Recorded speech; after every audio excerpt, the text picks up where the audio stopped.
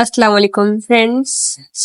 बहुत सारा वेट करना पड़ा एंड आपने बहुत मुरादों के बाद 20 सब्सक्राइबर पूरे किए और इसी की खुशी में शायद थोड़ी सी खुशी थी मुझे। चलिए इसी बहाने मैं आपको एक नेक्स्ट पार्ट दे रही हूँ।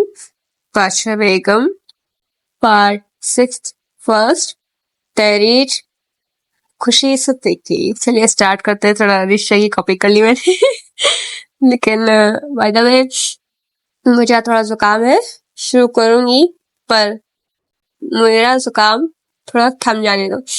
तभी भी ऐसी सुर सुर की आवाज आएगी खराश की, तो आप थोड़ा हैंडल कर लेना। चलिए मैं स्टार्ट करती हूँ। देखा शुरू हो गया।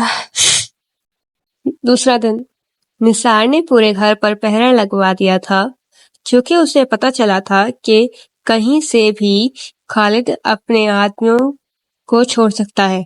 घर इस वक्त अकेला था। सब किसी न किसी तरीके से काम से बाहर गए थे। साहिल अपने स्कूल गया था। कासिम को काम से लाहौर जाना पड़ा था। रेहाना और अशमा की छुट्टी थी। जान इस वक्त यहाँ थी। थोड़ी देर बाद लाइट्स भी चली गईं। जान ने नफी में सर हिलाया और बाहर आकर माचिस मोमबत्ती ढूंढने लगी। तभी उसे एहसास हुआ कि इस घर में वो अकेली नहीं, कोई और भी यहाँ पर है। उसने इधर उधर देखा तो कोई नजर नहीं आया। वो वापस से जाने लगी तो उसे फिर से कुछ एहसास महसूस हुआ। वो इधर उधर देखते हुए कहने लगी, कौन है यहाँ पर? क्यों परेशान कर रहे हो? कौन है यहाँ पर? देखो सामने आ जाओ। ये कहते ही उसने जब पीछे देखा तो किसी ने उसके मुंह पर रुमाल दबा दिया, जिससे उसे सांस लेने में तकलीफ हो रही थी। धीरे धीरे वो आंखें बंद करने लगी। अब वो इस वक्त बेहोश थी। उस शख्स ने उसे ले जाकर गाड़ी में बैठा दिया और हाथ पैर बांधकर उसे अपने साथ ले गया। खालिद का घर। जान इस वक्त घुटनों के बल बैठी थी। मुंह पर पट्टी बंधी हुई थी, जिससे वो बोल नहीं सकती थी। हाथ पैर भी बंधे हुए थे। उसे जब होश आया तो उसके सामने दो लोग और थे, कुलसुम, साहिल। उसकी आंखें बड़ी हो गईं। उसे वो घर जाना पहचाना लगा। उसने घर के चारों ओर देखा तो वो उसी का घर था। तभी खालिद ने उसके बाल पकड़कर उसे के चेहरे को ऊपर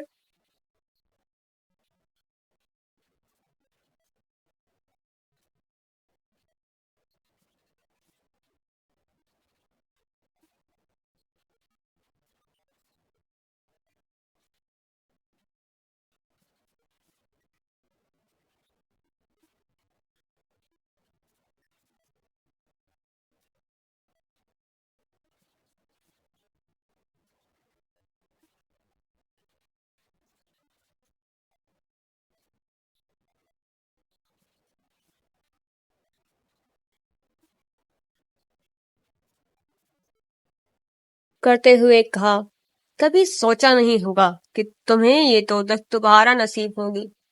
शादी करके बहुत फड़फड़ा रही थी। तुम्हें लगा वो इंसान अच्छा है। पता चला है कि उसने तुम्हें जहन्नुम से बदतर जिंदगी दे दी। ना तो तुम अपनी ना तो वो तुम्हें अपनी बीवी मानता है, ना ही अपना। तुम्हें लगा वो तुम्हें बचा लेगा। बेवकूफ लड़की। थोड़ी सी अक्ल चला ली होती तो आज तुम एक खुशहाल जिंदगी जी रही होती। जान की आंखों में गुस्सा और आंसू दोनों ही थे। वो कुछ बोलना चाहती थी। उसे की हरकतें देखकर खालिद ने उसके मुंह खोला और कहा, क्या कहना है, जल्दी कहो। उसके कहने पर जान ने कहा, तेरी पसंद से अच्छी मेरी पसंद थी। भले ही वो मुझे दोजख से बदतर जिंदगी दे रहा हो, पर वो बहुत ही अच्छा है। मुझे तो समझ नहीं आ रहा एक भाई अपनी बहन के साथ ऐसा कैसे कर सकता है।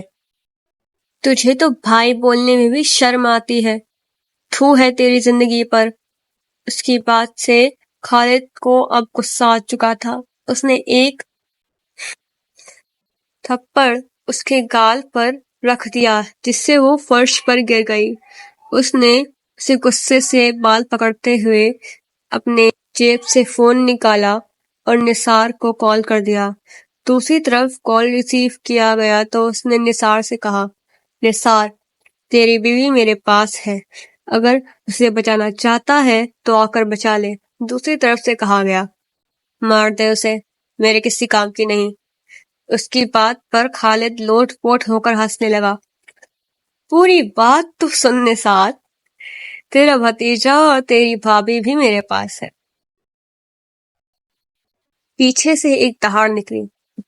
خالد، اگر دونوں میں سے کسی کو کچھ بھی ہوا تو قسم سے تیری جان میں ہی لوں گا۔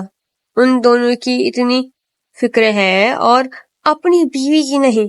خیر وہ سب چھوڑ، تم یہاں آ جاؤ، تم یہاں آؤ تو صحیح، میں بھی تو دیکھوں کہ تم کیا کر سکتے ہو۔ میری بہن کو میری اجازت کے بغیر اس سے نکاح کیا اور اس سے لے کر بھی چلے گئے، بہت غلط بات ہے۔ آؤ بدلہ لیتے ہیں۔ یہ بول کر اس نے کال کٹ کر دی۔ تو دوستو یہ تھا بادشاہ بیگم کا ایپیسوڈ 6 کا پارٹ 1۔